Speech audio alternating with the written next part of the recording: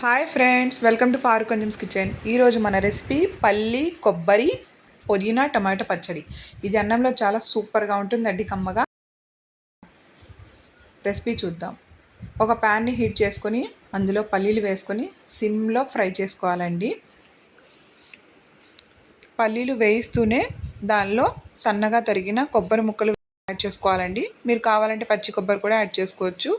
దాంతోపాటు కారం కోసం పచ్చిమిరపకాయలు 2 టీ స్పూన్ల ఆయిల్ వేసుకొని చక్కగా సిమ్లో వీటన్నిటిని దోరగా వేయించుకోవాలండి. మీరు కావాలంటే పచ్చిమిర్చి బదులు మిర్చి కూడా యాడ్ చేసుకోవచ్చు. వాటన్నిటిని ఒక జార్లో తీసుకోవాలి, మిక్సీ జార్లో. ఇప్పుడు అదే ప్యాన్లో తరిగిన టమాటా ముక్కలు వేసుకొని ఫ్రెష్ పుదీనా యాడ్ చేసుకోవాలి. ఈ రెండు ఫ్రై చేసుకోవడానికి కొంచెం ఆయిల్ యాడ్ చేసుకోవాలి, 2 టీ స్పూన్ల ఆయిల్. ఇప్పుడు మనం మిక్సీ జార్లో కొంచెం ఉప్పు యాడ్ చేసుకోవాలి. టమాటా పుదీనా సాఫ్ట్గా అయ్యేంత వరకు మూత వేసి కుక్ చేసుకోవాలి సిమ్లో. చూడండి, చక్కగా మెత్తగా అయిపోయింది టమాటాలు ఇక్కడ. ఇప్పుడు మిక్సీ జార్లో 2 వెల్లుల్లి, కొంచెం చింతపండు వేసుకొని గ్రైండ్ చేసుకోవాలి.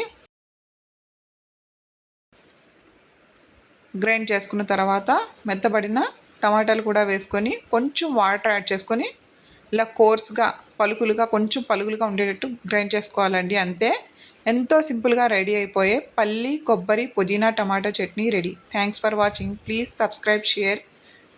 మీకు ఈ పచ్చడి నచ్చితే లైక్ చేయండి, కామెంట్ చేయండి.